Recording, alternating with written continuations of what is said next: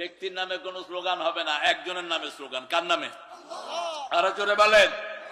আমাদের দেশের কিছু লোক ইমোশনাল, ওনা বলে নারায়ে রেসালা ইয়া রাসূলুল্লাহ। পাইছো কোত্থেকে এই সমস্ত ফালতু জিনিস?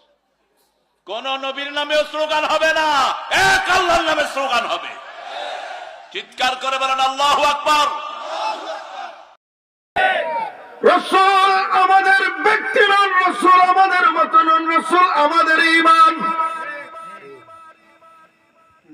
সেই ঈমান যিনি, যার শাফাআত ছাড়া একটা মানুষ আল্লাহর জান্নাতে যাওয়ার সুযোগ পাবে না, ওই নবীর রিসালাতের আওয়াজ এই জমিনে চলবে না বন্ধ হবে।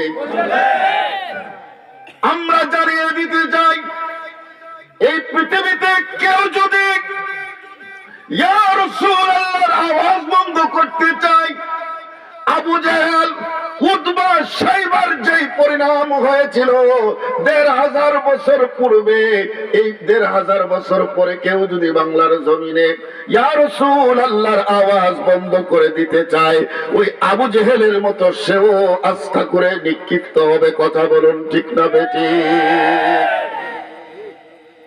আলা হযরত বলেন, ইয়া রাসূলুল্লাহ फर्श वाले तेरी शौकत का उलू क्या जाने, या रसूल अल्लाह दुनियार मानुष আপনার মর্যাদা কিভাবে জানবে?